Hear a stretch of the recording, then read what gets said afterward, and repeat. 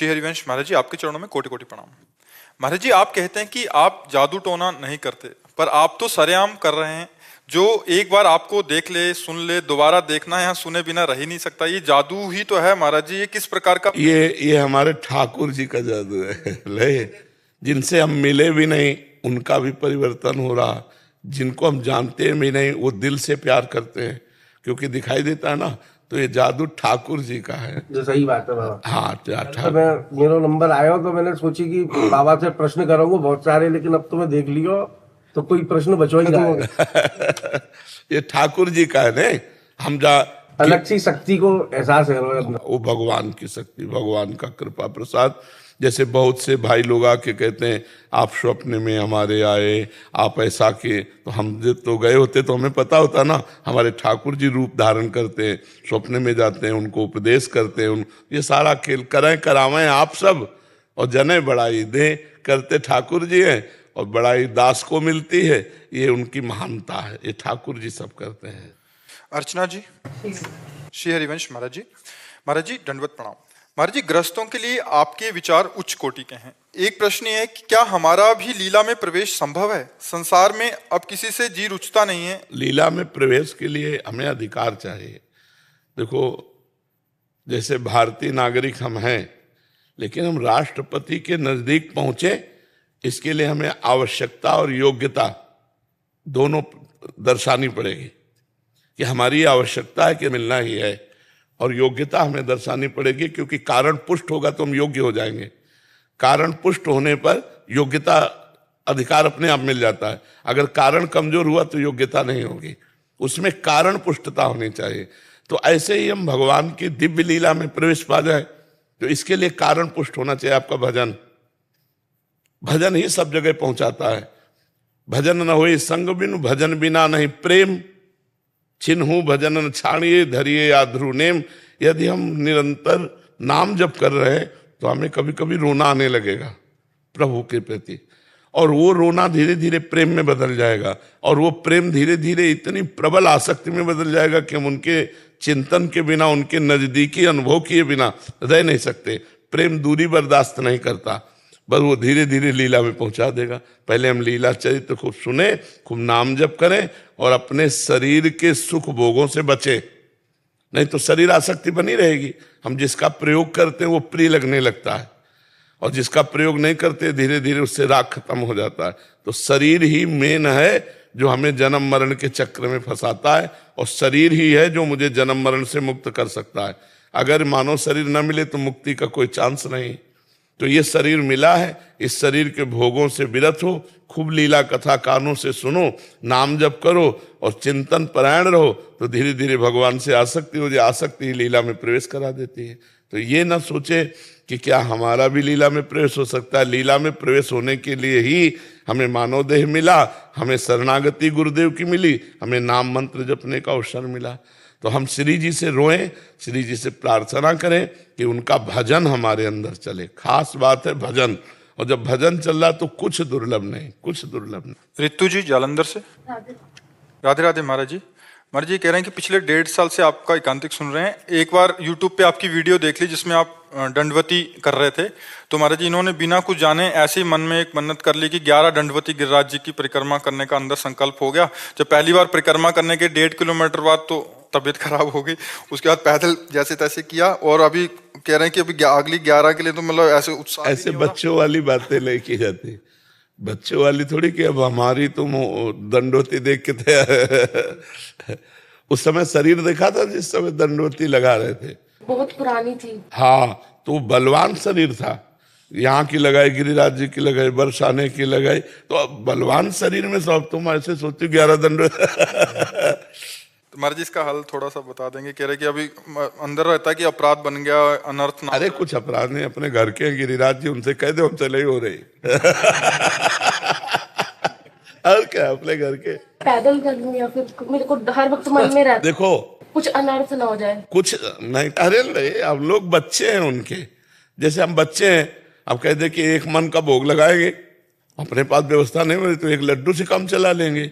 अगर आपने 11 परिक्रमा की कही है, और अगर आपने 11 बार दंडवत कर ली है, तो गिरिराज जी इतने में राजी हो जाएंगे।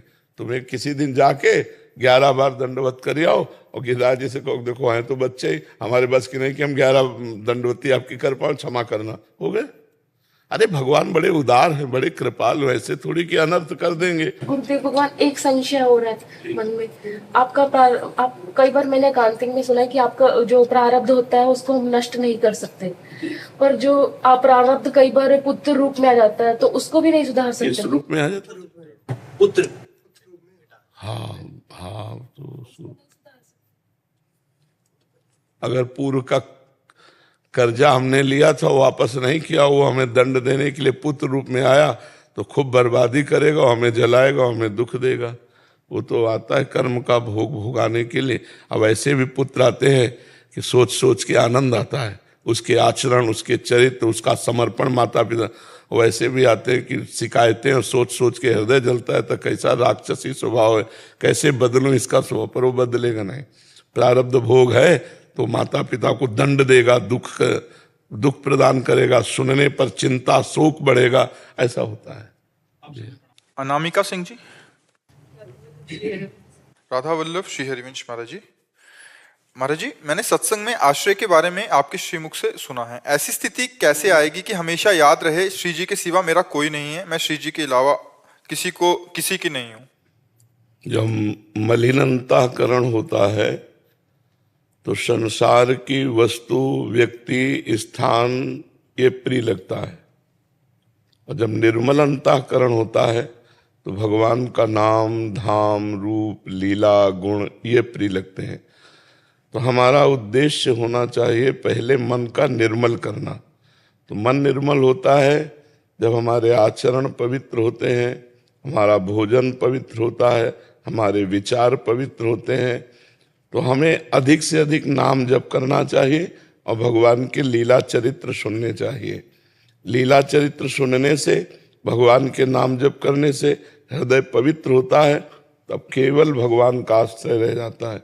देखो विभीषण जी प्रभु से कह रहे हैं, श्रवण सुजस सुनि आयऊं प्रभु भंजन भवभीर, त्राहि त्राहि आरति हरन शरण सुखद रघुवीर।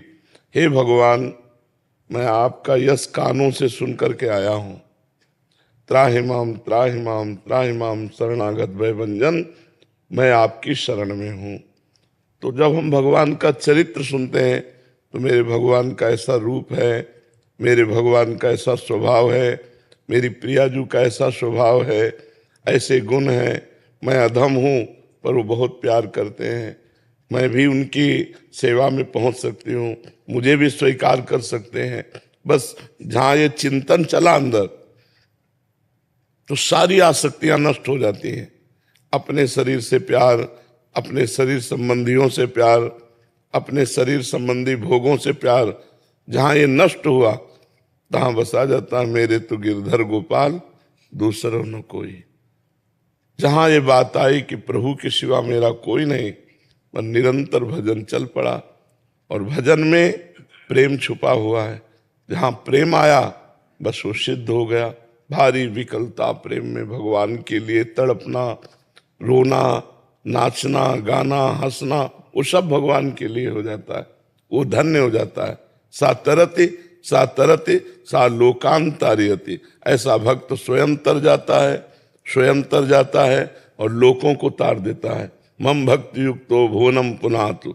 ऐसी मेरी भक्ति से युक्त हुआ जो कभी गदगद कंठ से गा रहा है, कभी अश्रु प्रवाह हो रहा है, कभी नाच रहा है, कभी शांत बैठा है, कभी प्रभु की लीला गुणगान गा रहा है, कभी लीला गुणगान चरित्र सुन रहा है, कहीं भक्तों का संग कर रहा है।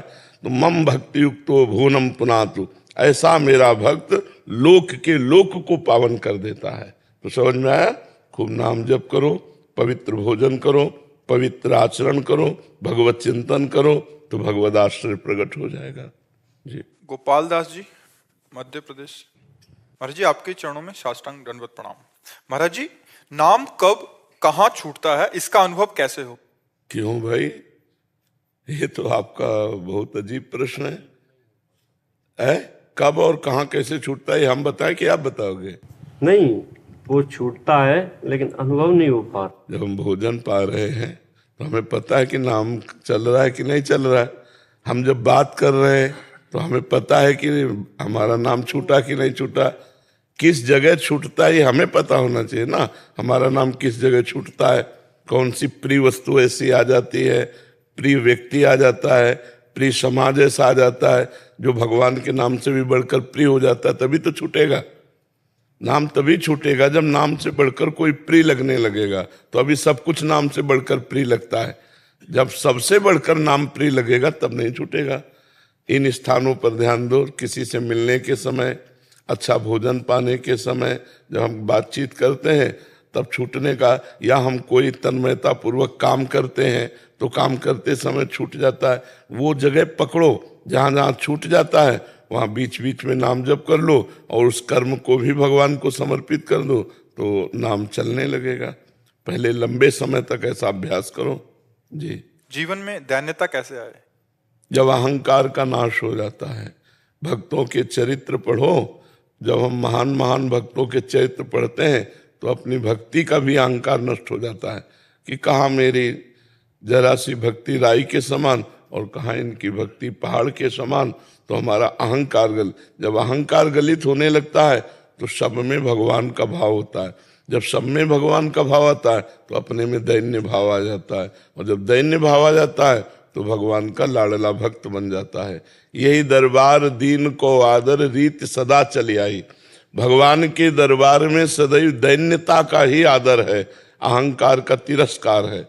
दैन्यता, ये दैन्यता भगवान की कृपा से आती है, पर इसका साधन विशेष है भक्तों के चरित्र सुनना, भक्तों की चरण रज माथे पे लगाना और भक्तों की बातें मानना। इससे हमारे अंदर दैन्यता आ जाएगी। भक्त संग से सब अहंकार का नाश हो जाता है। तिनकी संगति रहत जाति कुल मद सब नंसई, संतत सेवक सदा भजत जे श्री हरिवंशई। जो हा हरि ला राधा व वृंदावन सा सहचरी, जो वृंदावन में विराजमान सहचरियों के मध्य में श्यामा श्याम के रात दिन भजन में लगे हैं, ऐसे रसिक महापुरुषों की चरण रज, ऐसे रसिक महापुरुषों का संग, ऐसे रसिक महापुरुषों का आदेश उपदेश हमारे हृदय में दैन्यता प्रकट कर देता है, अहंकार का नाश करके। तो भक्त संग, भक्त चरित्र, भक्त चरण रज, भक्त चरणामृत, भक्त उच्छिष्टामृत, यही साधन है जिससे हमारे हृदय में दैन्यता आ जाए। मनीष त्यागी जी गाजियाबाद से। राधे राधे। महाराज जी आपके चरणों में कोटि कोटि प्रणाम। महाराज जी आपके द्वारा बताए गए सत्संग में मैं रोज सुनता हूं और उस पर चलने का प्रयास भी करता हूं। महाराज जी आपके बताए एक प्रकरण में श्री कृष्ण जी कहते हैं कि जो मेरा भक्त है मैं उसे विषाद नहीं होने देता, और उसी की पूर्ति हेतु उन्होंने अर्जुन जी को गीता का उपदेश देकर विषाद मुक्त किया। महाराज जी ऐसे ही क्या श्री कृष्ण जी इस कलयुग में मुझे कितना कर्म शेष रह गया है बताएंगे? गुरु जी इसके लिए मुझे क्या करना होगा? कर्म शेष की बात नहीं सोचनी है। जो वर्तमान में समय है उसे कृष्ण चिंतन में लगाओ। मन मना भव मद भक्तो माद्याजी माम नमस्कुरु, भगवान कह रहे। उपदेश देने मात्र से विषाद नहीं गया है। भगवान कह रहे मय्यो मन आधत्स्व मयि बुद्धिम निवेश है, मेरे में मन लगा दे, मेरे में बुद्धि लगा दे तो मेरे में ही निवास करेगा, अर्थात भगवदानंद में रहेगा। केवल उपदेश सुन लेने से विषाद नहीं जाता है, साधन करना पड़ता है, भगवत चिंतन करना पड़ता है। गीता जी अर्जुन को उपदेश नहीं की, अर्जुन को निमित्त बना के हमें उपदेश किया, क्योंकि अर्जुन तो भगवान के नित्य पार्षद है, नित्य जन है, जिनकी जहाँ जूतियाँ रखी वहाँ भगवान बैठे हैं। तो अर्जुन कोई दूसरे थोड़े, वही नर नारायण का अवतार है, भगवान के अवतार है। भगवान ने अर्जुन को निमित्त बनाकर हमें उपदेश किया। जब तक अभी मान लो आप उपदेश सुन लिए, यहाँ से निकले, चिंतन नहीं किया, नाम जप नहीं किया, मनन नहीं किया, तो ये उपदेश वर्तमान में इसी समय तक आपको आनंद देगा। अगर चिंतन मनन नहीं किया तो बाहर विषाद हो ही जाएगा, क्योंकि द्वंदात्मक संसार है, कभी मान कभी अपमान, कभी लाभ कभी हानि, कभी जय कभी पराजय। तो जय में हर्षित हो जाएंगे, पराजय में शोकित हो जाएंगे, लाभ में सुखी हो जाएंगे, हानि में दुखी हो जाएंगे। तो दुखी होना, शोकित होना, यही तो विषाद को प्रकट करता है। तो हमारा चिंतन सदैव उपदेश के अनुसार बना रहे। चिंतन कैसा?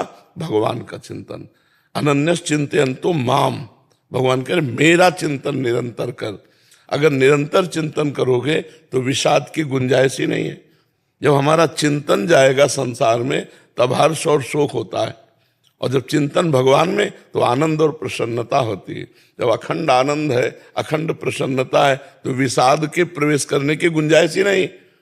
तो भगवान उपदेश कर रहे हैं, अनन्य चेता सततम यो माम ईश्वरत नित्य सा, जो मेरा अनन्य भाव से निरंतर चिंतन करता है, तो यहाँ शोक दुख विषाद की गुंजाइश ही नहीं।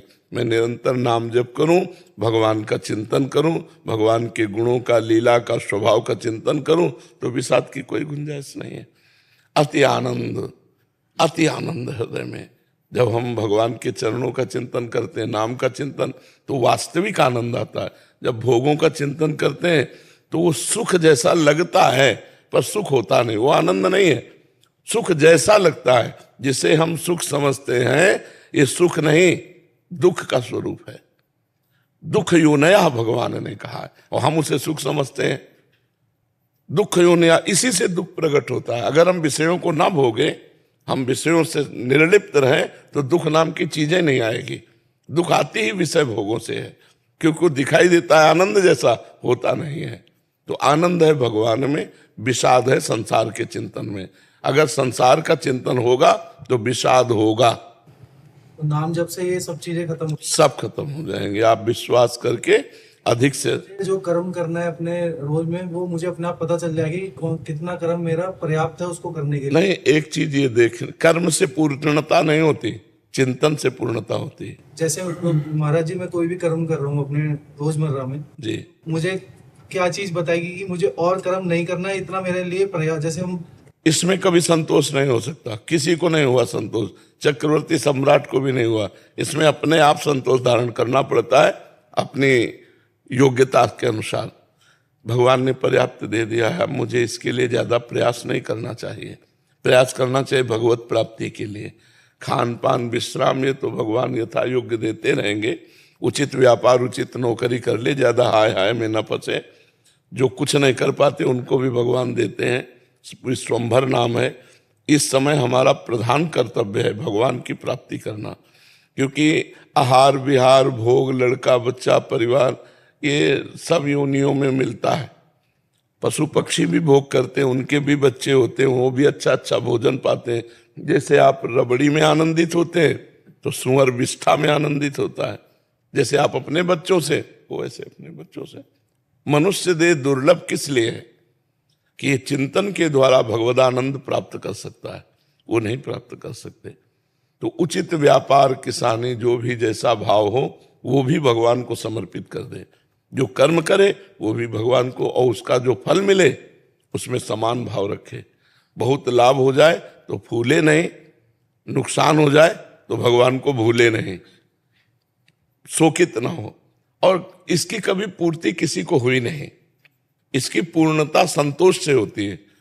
बस अब जैसे भगवान, यथा लाभ संतोष सदा, कहो सो कछु न चाहूंगो। जैसे भगवान चला में, जितना भगवान दे रहे हैं उसी में हम राजी हैं। और क्या करना चाहिए क्या नहीं करना चाहिए, इसके विषय में शास्त्र प्रमाणित है। तस्मात् शास्त्रम प्रमाणम थे। तो शास्त्र का स्वाध्याय करो, न कर पाओ तो सत्संग सुनो, सत्संग से पता चल जाएगा। और जब आप अंतर्मुख होकर सुनो तो आपके अंदर से भगवान उपदेश देते हैं। कोई गलत कार्य अगर आप करने लगोगे तो अंदर आ जाएगा, ये गलत है, नहीं करना, तो मत करो। जो अंदर बात आ रही वो मत करो। तो गलत और सही का निर्णय तो पवित्र बुद्धि के द्वारा होता है। अपवित्र बुद्धि उसका तिरस्कार कर देती है। जहां अंदर से आवाज आई नहीं करना, लेकिन वो लोभ प्रवृत्ति, सुख भोग की प्रवृत्ति, वो उधर ले जाती है और गलत काम हो जाता है। तभी लोग कहते हैं पता नहीं कौन भूत सा बैठा करवा दिया। तो भूत नहीं, वो वासना है, सुख लोलुपता है, लोभ है, जो आपसे पाप कर्म करा देता है। समझ पा रहे हैं आप? दीपाली जी जम्मू से। राधे राधे गुरुदेव महाराज जी आपके चरणों में कोटि कोटि प्रणाम। महाराज जी, प्रेम भक्ति कैसे प्राप्त हो? गुरुदेव भगवान, क्यों हमें कोशिश करनी पड़ती है? हम याद रखें कि हम अकेले नहीं, श्री जी हमारे साथ हैं। क्योंकि बहुत जन्मों से हमारा अभ्यास हो गया है मन और 5 ज्ञानेंद्रियों का संसार की तरफ। मना खष्टान इंद्रियाणी प्रकृति स्थान कर्षति, प्रकृति की तरफ। तो अब परमात्मा की तरफ लाने में प्रयास होगा। जैसे पानी को कहीं भी छोड़ें वो जहां ढलान होगी नीचे की तरफ जाएगा, ऊपर नहीं चढ़ सकता। ऊपर चढ़ाने के लिए यंत्र की आवश्यकता है। ऐसे ही मन को हम कहीं छोड़े वो नीच गति को जाएगा।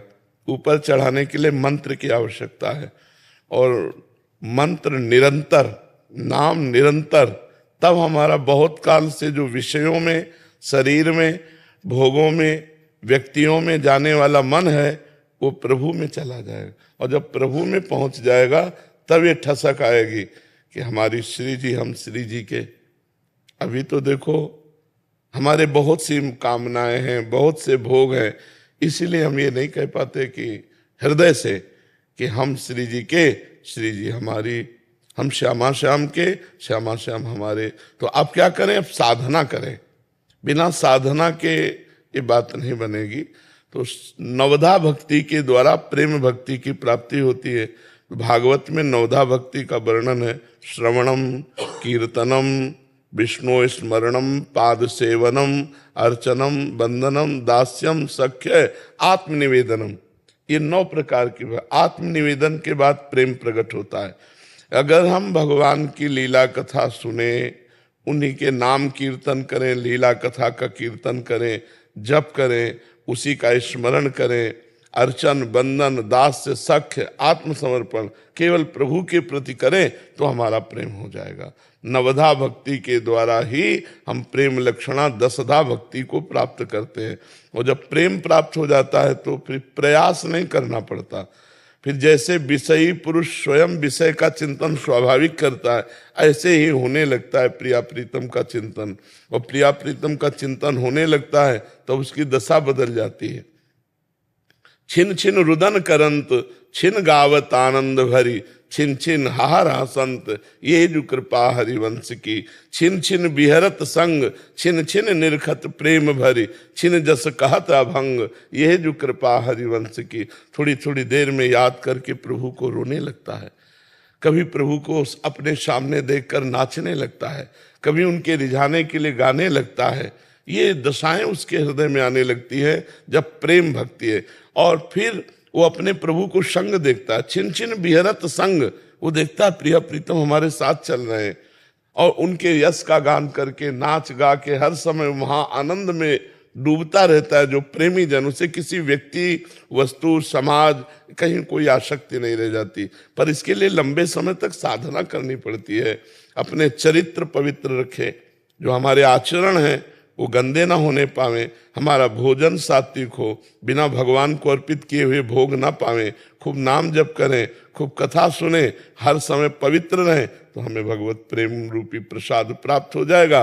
और प्रेम से ही सानिध्य का अनुभव होगा। तो हमें कहना नहीं पड़ेगा कि हम श्री जी के, श्री जी हमारी। ये हमें अनुभव में आएगा कि हम श्री जी के, श्री जी हमारे। शांत शर्मा जी ऑस्ट्रेलिया से। राधा वल्लभ गुरुदेव। महाराज जी आपके चरणों में कोटि कोटि प्रणाम। गुरुदेव भगवान, मैं पहले शिव जी महाकाल जी का भक्त था, परंतु लगभग 2 साल पहले यूट्यूब के माध्यम से आपसे जुड़ा और जिंदगी में पहली बार लगा कि आप ही मेरे गुरुदेव हैं।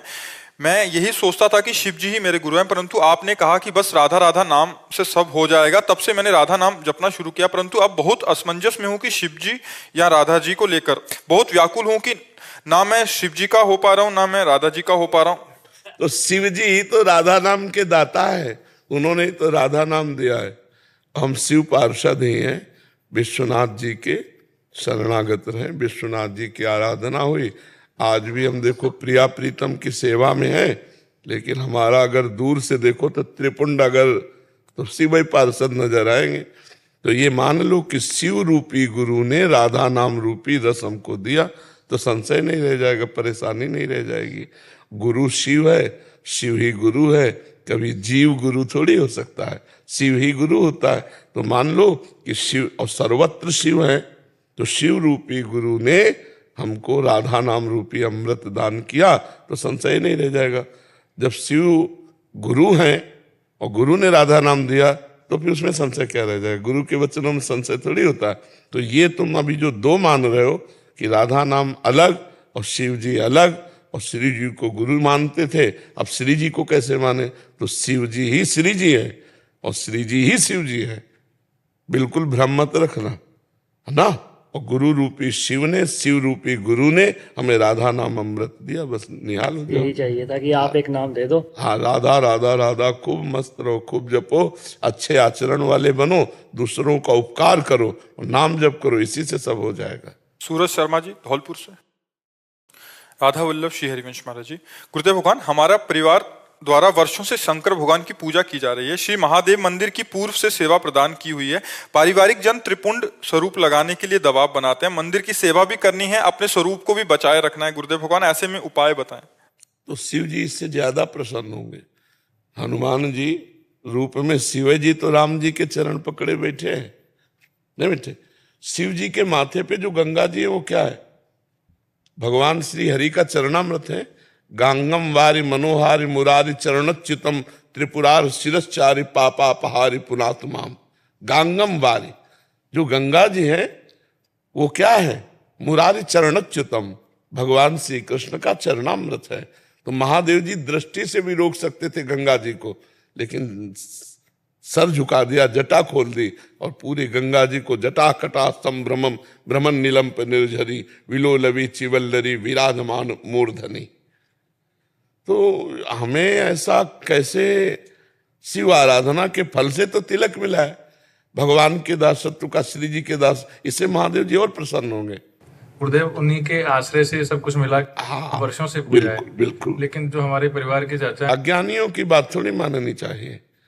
जा पर कृपा न करें पुरारी सो न पाओ मुनि। तुम लोग तो क्या जल चढ़ा देते होगे, फूल माला चढ़ा देते होगे, 10-5 मिनट आधा घंटा बैठ जाते होगे, पूरा रात दिन जीवन शंकर जी को दिए हुए थे, तब ये मिला है। आप क्या समझते हो?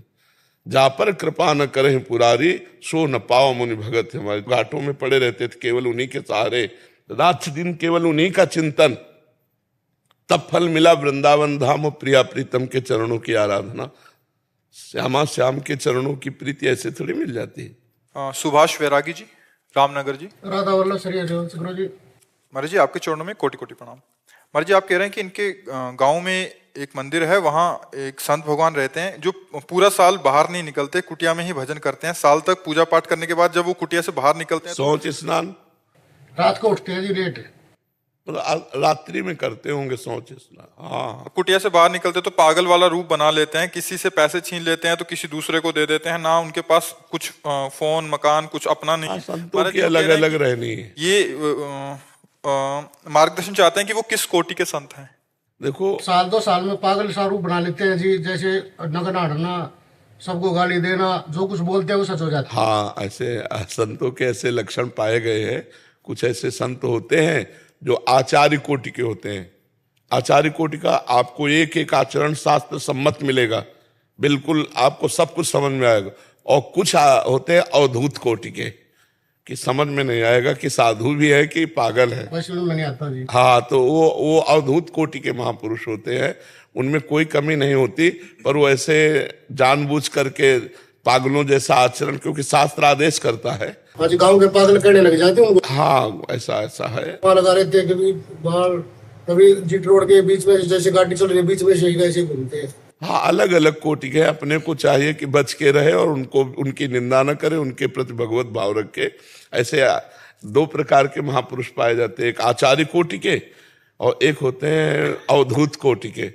शौच कर लिया, नहाया नहीं, ऐसे अपवित्रता भी दिखाना हो, ऐसा, लेकिन होते हैं भगवत प्राप्त होते हैं, वो भगवान के भजन में निमग्न होते हैं। उनका अपमान करने से बहुत बड़ी हानि हो जाएगी, इसलिए जैसा बर्ताव करे करने दे और अपने प्रणाम करें। अपने को आज्ञा हो तो सेवा कर दे, नहीं तो दूरी बना के रखे, क्योंकि अगर उनके प्रति जरा भी अवहेलना हुई तो तपस्या से पूर्ण होते हैं, फिर पतन हो जाता। ऐसे हुआ गुरु जी एक 2 बार। हाँ, अगर कोई उनको पागल समझकर मारपीट दे तो उसका फिर पतन हो जाएगा। बहुत बुरा हाल हुआ जी। हाँ, बुरा हाल। एक ने गांव में कर दिया था जी। हाँ, बुरा हाल हो जाएगा कि हाँ, इसीलिए कह रहे हैं उनसे बच के रहे ऐसे अवधूत। और जो आचार्य कोटि के होते हैं उनसे बुरा हाल नहीं होगा, क्योंकि वो अगर आपसे गलती भी हुई तो क्षमा कर देंगे, लेकिन वो महापुरुषों का अगर अपमान हो गया तो उनको क्षमा करने की जरूरत नहीं, उनकी शक्ति आपका नाश कर देगी। वो पागलों जैसा व्यवहार करना, आचरण करना, ऐसे हमने संतों को देखा है। अलग अलग कोटि के संत होते हैं, तो संतों से लेना ही चाहिए। क्या ज्ञान लेना चाहिए, कृपा लेनी चाहिए। मान लो मार रहे हो आप, ऐसे किए हो तो आपको दे रहे हैं, अपना तप दे रहे हैं, अपनी भक्ति का तेज दे रहे हैं, आप पलट कर जवाब ना दें उनको। जी राधे राधे महाराज जी। महाराज जी, मैं आध्यात्मिक ऊर्जा के द्वारा लोगों के सांसारिक जीवन को बेहतर बनाने का प्रयोग करती हूँ। महाराज जी, इनका ये प्रश्न है कि बचपन से अभी तक मैं भगवान के प्रति और भगवान के नाम से बहुत भावुक हो जाती हूँ, चाहे भजन हो, नाम जप हो। जब राधा नाम करती हूँ तो अकेले ही हाफ हाफ के रोती हूँ, रो रो के आंखें सूज जाती हैं, अच्छा है। रात तक नींद नहीं आती। लेकिन आप सांसारिक लोगों को भागवतिक ऊर्जा से कैसे परिवर्तित करते हैं? धातु के द्वारा ध्यान लगा के, सातों चक्र के बारे में सिखा के, बता के। तो आपके चक्रों का भेदन हो गया? हम कोशिश में हैं, साधना की है बहुत साल, पर जब भी नाम हमें ये बताओ, अगर हमारे पास रुपया नहीं तो हम किसी को दे सकते हैं क्या? तो पहले हमारे पास संग्रह होना चाहिए, पहले हमारे पास धन होना चाहिए, तब तो हम दूसरे को दे सकते हैं। तो आपके पास क्या भागवतिक ऊर्जा है? ऊपर वाले की, मेरे पास गुरु है, गुरु ने शिक्षा दी है, तो उससे बच्चा नाम जप करो, अपना कल्याण करो, नाम जप करो, अपना कल्याण करो। जब अपना कल्याण हो जाता है तो किसी का कल्याण बचता नहीं, क्योंकि सब भगवान है। सिय राम में सब जग जानी, करो प्रणाम जोरि जुग पानी। अभी कुछ नहीं मिला। जब लोग दिखाई दे रहे हैं तो हमारे पास वो क्षमता नहीं कि दूसरे का परिवर्तन कर दें, और जब हमारे पास क्षमता आती है तो लोग नहीं दिखाई देते, केवल भगवान दिखाई देता है। वासुदेवा स्वरमित सा महात्मा सुदुर्लभा, सब जगह अपने प्रभु को देखता है, वो क्षमतावान होता है, आध्यात्मिक ऊर्जा से संपन्न। और जब तक लोग दिखाई देते हैं तो मायाकृत दर्शन है, तो आध्यात्मिक शक्ति है नहीं, तो हम परिवर्तन क्या करें? परिवर्तन तब होता है जब सब में अपना भगवान दिखाई देता है। जो गुरु के पास ऊर्जा शक्ति वही सबके हृदय में, क्योंकि अखंड मंडलाकारम व्याप्तमेन चराचरम, मेरा गुरुदेव चराचर में व्याप्त है। जब सबके हृदय में भगवान है, सब भगवान के जन हैं, तो पूरा पावर जो तुम्हारे अंदर वही सबके अंदर है। तो हम क्या करते हैं कि अपने गुरुजनों से प्राप्त ज्ञान की बात हम सलाह दे सकते हैं, बस। हम इसलिए नहीं कह रहे कि हम आपको नीचा दिखा रहे, हम आपके इस भ्रम को हटाना चाहते हैं कि कोई ऊर्जा शक्ति नहीं है। हम दूसरे का सहयोग तन मन वचन से करें, यही ऊर्जा शक्ति हमें परमात्मा ने दी है कि हम वचन के द्वारा आपको सलाह दे सकते हैं, शरीर के द्वारा आपका सहयोग कर सकते हैं, मन से हम भावना बना सकते हैं आप सुखी रहो, आप स्वस्थ रहो, आपकी बुद्धि पवित्र रहे। मैं जैसे रज लगा के जाता हूँ ऑफिस, जैसे मैंने आपके बताए हुए, तो मेरे को ना काफी रज लगाने के बाद अपने आप को बहुत अच्छा लगता है। मैं ब्रह्म मुहूर्त में उठ के पूजा करता हूँ, ध्यान करता हूँ। तो अब जैसे मैं ऑफिस जाता हूँ तो मुझे ये जानना है कि अब वहां पर आपने जैसे बताया कि हम अपने भाव को हमें अंदर ही रखना है। तो जैसे बोलते हैं कि अरे तुम तो ये लगाया, तुम तो ठीक है, तो मैं उसको छुपाऊं, मैं हटा सकता हूँ उसको, या फिर मुझे छुपाना है? जैसे अब मैं वहां जा रहा हूँ ऑफिस में, तो वहां 4 लोग पूछ रहे हैं कि अच्छा ये तो मतलब तुम तो बहुत पूजा पाठी वाले हो गए हो, तो जैसे मेरे को अपने अंदर को छुपाना है, उसको मुझे नहीं प्रकट कर। वैसे इसमें क्या बुरी बात है? नहीं, मेरे लिए कोई बुरी बात नहीं। देखो, आप देखो, बड़े बड़े ऑफिसर ऐसे हैं जो तिलक लगा के जाते हैं, और यही तो आपको कहेंगे कि बड़े भगत बनते हो, मतलब भगवान से जोड़ेंगे। बुराई तो नहीं की। क्या वो लोग शराब पीना छुपाते हैं? क्या वो गंदी बातें छुपाते हैं? उसे गर्व से पीते हैं? नहीं पीते हैं, और उसे वो सबके बीच में पीते हैं। तो आप भगवान का नाम और भगवान की भक्ति क्यों छुपाएं? इस विषय में नहीं, वो छुपाने का मतलब है कि आप कितना नाम जप करते हैं। हाँ, आप क्या क्या करते हैं ये आपको बताने की जरूरत नहीं है। लेकिन हम जैसे तिलक लगाए तो हमारे भगवान का दासत्व है। तिलक लगा लिया को तो जैसे मैंने पूरा यहाँ लगा लिया जी, पे तो कोई कुछ नहीं। ये ठीक है। जैसे ये लगाया ना तिलक, तो ऐसे अब जैसे बहुत नॉर्मल लगा हुआ है, पर लगा भी है और ऐसा है। अब इसमें यही कोई कहेगा कि तुम भक्ति करते हो क्या? बस चुप रहे, कोई उत्तर नहीं दिया। ऐसे कोई उपहास कर रहा, देखो अब तो बड़े भगत बन गए, तो कोई बुरा तो नहीं बोला। भगवान से हमारा संबंध है, उसी को कह रहे हैं कि भगवान के भगत हैं। तो अगर मान लीजिए मिटा दिया तो उससे कोई पाप तो नहीं होता है? नहीं, मिटाना नहीं है। लग गया तो गर्दन कटवा सकते, मिटा नहीं सकते। बस यही मुझे जानना। सम्राट अकबर ने यही आदेश किया था, तो मधुकर शाह जी ने ऊपर का कपड़ा भी हटा करके 12 तिलक लगा के गए थे, और जब कहा मेरा फरमान नहीं सुना तो तलवार खींच ली और कहा यह अनंत मुल्कों के बादशाह का दासत्व है, तू एक मुल्क का बादशाह है, अगर इसके मिटाने की ताकत रखता तो पहले तो उनका वाह भाई वाह वाह, अच्छे तिलकैत तो आप ही निकले जो अपनी निष्ठा में, नहीं तो और सब मिटार के गए थे। तो ये हमारे ईश्वर का दासत्व है, इसे ना कोई और मिटार सकता और ना हम मिटार सकते हैं। हाँ, यदि तुमको भय है नहीं नहीं, मेरे को कोई भय नहीं है। तो फिर क्या परेशानी है भाई? चोरी हो, सरकारी अपराध हो या कोई हिंसा हो तो बताओ, इससे किसी को होती है? मेरे को तो बहुत गर्व महसूस होता है। हाँ, गर्व का विषय है। बाबा जैसे आप बोल रहे चिंतन करो, तो अब मेरे बोर्ड के एग्जाम हैं, अब मैं बोर्ड के एग्जाम दे रहा हूँ। हाँ, अब तो पूरा अगर चैप्टर सुने होगे तो तुम बीच में नहीं बोल सकते। आज का नहीं, अब आज का भी चैप्टर कि जो आप कार्य कर रहे हैं उस कार्य के बीच बीच में जब समय मिले तब नाम स्मरण कर लो और उस कार्य को भगवान की पूजा समझ के समर्पित कर दो। यही ना हो पा रहा बाबा, मैं पढ़ने बैठूं, एक तो ठाकुर जी आए 6वें तारीख के, तू ना कर रहो, चिंतन ना कर रहो। अब मैं इतना परेशान है गो, मैं पढ़ ना पा रहा हूँ। ना बच्चा, अगर ऐसी बात होती तो भगवान अनंत शक्ति संपन्न होते हैं। जब उनका चिंतन होता है तो एक साथ कई कार्य कर सकता है। करतुम अन्यथा करतुम भगवान है ना। दिमाग नहीं खराब होगा, दिमाग आनंद में डूब जाएगा। अभी आप निगेटिव बात बोल रहे हैं, पॉजिटिव अभी आप ठाकुर जी के प्रति भाव नहीं आया। बाबा कैसे करूं, क्या करूं बताएं? हम जो कह रहे हैं वैसा करो। जब हम पढ़ाई पढ़ रहे हैं तो हम उसी को भगवान की पूजा मान रहे हैं, क्योंकि एकाग्रता के बिना हमारी पढ़ाई पूर्ण नहीं होगी। हम कोई भी कार्य करें उसमें एकाग्रता की आवश्यकता होती है, और जब एकाग्रता होगी तो दो कार्य नहीं हो सकते कि हम नाम जप भी करें और पढ़ाई भी करें, ऐसा नहीं हो सकता। जब हम पढ़ाई शुरू की तो भगवान को प्रणाम करके अपने स्वाध्याय किए, और स्वाध्याय करके जब बंद किया तब भगवान को प्रणाम किया। खाली समय में नाम जप कर रहे हैं और पढ़ाई के समय में पढ़ाई को ही भगवान का नाम जप मान रहे हैं, भगवान की पूजा मान रहे हैं। तो ये विद्या आपको आगे बढ़ाती चली जाएगी और ये भक्ति आपको पूर्णता में पहुंचा देगी। जब ठाकुर जी आ जाएंगे ना तो होश उड़ जाएंगे। अभी होश है, जब होश उड़ जाए तो उसे ठाकुर जी को मानो कि ठाकुर जी आए हैं, है नहीं। अभी बातें करना अलग बात है, जब वो आएंगे तो पी मूरत नैनन वसै ते रस रहाय समाए, वो नेत्र में बस जाते हैं। ना काहू सो बोली वो ना कोई व्यवहार, अपनी कुंवर किशोरी को जियत निहार निहार, प्यारे जू को देखता जा रहा है, पढ़ाई पढ़ता जा रहा है।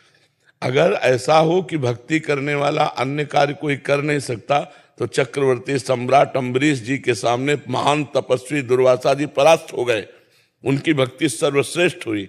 और चक्रवर्ती सम्राट पद, अपने घर का पूरा भार तो ढोना मुश्किल होता है, पूरे सम्राट पद मतलब हजारों राजाओं के ऊपर बैठा हुआ जो होता है वो बादशाह होता है, वो सम्राट होता है।